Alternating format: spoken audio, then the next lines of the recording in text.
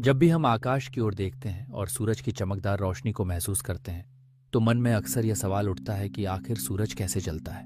क्या इसमें कोई अग्नि जल रही है या यह किसी और रहस्य पर आधारित है? आज हम इसी सवाल का जवाब ढूंढेंगे और जानेंगे कि सूरज के जलने के पीछे कौन सी अद्भुत वैज्ञानिक प्रक्रिया छिपी हुई है, जिसे जानकर आप निश्चित रूप से चौंक जाएंगे। सबसे पहले यह समझना जरूरी है कि सूरज, जिसे हम एक विशाल अग्निगोला समझते हैं, वास्तव में पृथ्वी से लगभग 15 करोड़ किलोमीटर दूर एक गैसीय पिंड है। इसका व्यास लगभग 14 लाख किलोमीटर है, यानी पृथ्वी से 109 गुना बड़ा। सूरज अपने भीतर इतनी ऊर्जा कैसे पैदा करता है कि वह अरबों वर्षों से लगातार चमकता आ रहा है? क्या उसमें लकड़ी, कोयला या गैस जैसी कोई चीज जल रही है? इसका जवाब है नहीं। सूरज के जलने की प्रक्रिया पूरी तरह से अलग और कहीं अधिक चमत्कारिक है। सूरज के भीतर जो प्रक्रिया चल रही है उसे नाभिकीय संलयन या न्यूक्लियर फ्यूजन कहते हैं। यह वही प्रक्रिया है जिसे वैज्ञानिकों ने समझने में सैकड़ों वर्ष लगा दिए। नाभिकीय संलयन के दौरान सूरज के केंद्र में मौजूद अत्यधिक तापमान और दबाव की वजह से हाइड्रोजन के परमाणु आपस में टकराकर हीलियम के परमाणुओं में बदल जाते हैं। इस प्रक्रिया में जब दो हाइड्रोजन नाभिक मिलते हैं तो वे एक हीलियम नाभिक बनाते हैं। लेकिन यह परिवर्तन इतना साधारण नहीं है। इसमें बहुत अधिक ऊर्जा निकलती है जो रोशनी और गर्मी के रूप में पृथ्वी तक पहुंचती है। अब सवाल यह उठता है कि इतनी जबरदस्त ऊर्जा का स्रोत क्या है? सूरज का केंद्र इतना गर्म है कि वहां का तापमान लगभग 1.5 करोड़ डिग्री सेल्सियस तक पहुंच जाता है। इतना तापमान और दबाव हाइड्रोजन के परमाणुओं को एक दूसरे के बहुत करीब ला देता है, जिससे वे आपस में जुड़ जाते हैं। जब ये परमाणु जुड़ते हैं तो इनकी कुल मास यानी द्रव्यमान हीलियम नाभिक के द्रव्यमान से थोड़ा सा अधिक होता है। यह अतिरिक्त द्रव्यमान ऊर्जा में बदल जाता है। यही है आइंस्टीन का प्रसिद्ध समीकरण EEmC2, यानी द्रव्यमान को ऊर्जा में बदला जा सकता है। अब आप सोच रहे होंगे कि यही प्रक्रिया धरती पर क्यों नहीं हो सकती? दरअसल सूरज का आकार और उसमें मौजूद हाइड्रोजन की मात्रा इतनी अधिक है कि वहां यह प्रक्रिया बिना रुके जारी रह सकती है।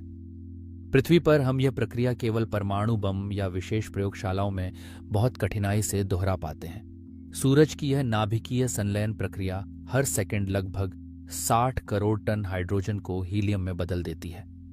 इसके बदले में जितनी ऊर्जा निकलती है वह इतनी है कि अगर हम पृथ्वी की सारी ऊर्जा जरूरतों को जोड़ दें तो भी उसका एक बहुत छोटा हिस्सा ही बनती है। आपने अक्सर सुना होगा कि सूरज में आग लगी है, लेकिन वह आग नहीं है जैसी हम धरती पर देखते हैं। धरती पर आग जलने के लिए ऑक्सीजन जरूरी होती है, लेकिन सूरज में न तो ऑक्सीजन है, न लकड़ी, न कोयला।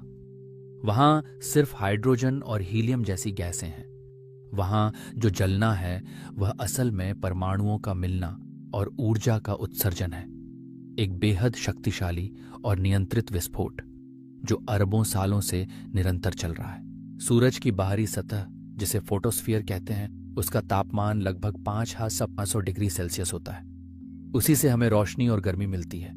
इसके बाहर और भी कई परतें हैं, क्रोमोस्फीयर और कोरोना, जिनमें तापमान और भी अधिक हो सकता है। लेकिन असली ऊर्जा तो उसके केंद्र यानी कोर में पैदा होती है, जहां नाभिकीय संलयन की प्रक्रिया चल रही है। अब जानिए एक और रोचक तथ्य।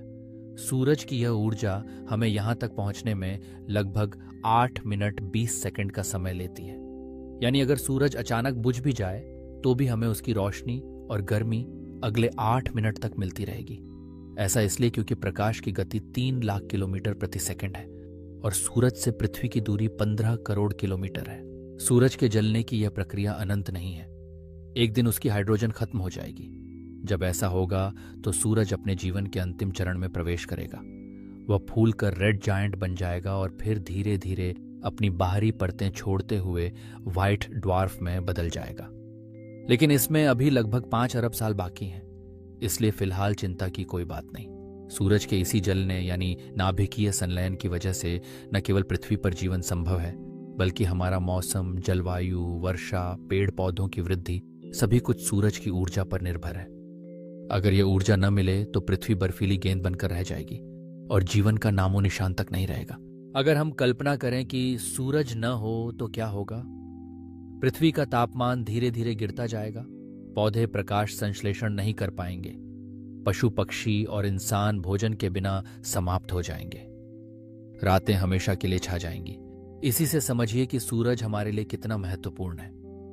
यही कारण है कि प्राचीन सभ्यताओं ने सूरज की पूजा की, क्योंकि उन्होंने महसूस किया कि जीवन, ऊर्जा और प्रकाश का एकमात्र स्रोत वही है।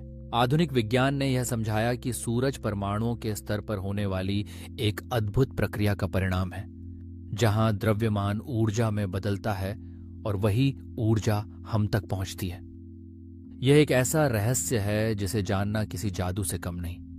नाभिकीय संलयन की यही तकनीक भविष्य में स्वच्छ और असीम ऊर्जा स्रोत के रूप में भी देखी जा रही है, और वैज्ञानिक इसी पर लगातार शोध कर रहे हैं।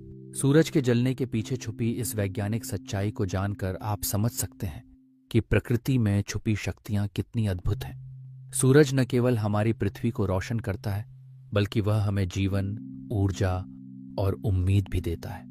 अगली बार जब आप सूरज की किरणों में नहाएं, तो याद रखिए कि आप उस ऊर्जा से जुड़े हैं जो करोड़ों सालों से ब्रह्मांड में चल रही एक अद्भुत प्रक्रिया का परिणाम है, नाभिकीय संलयन का चमत्कार।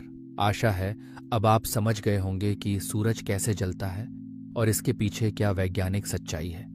यह एक अनूठी और प्रेरणादायक कहानी है जो हमें ब्रह्मांड की विशालता और विज्ञान की शक्ति का एहसास कराती है।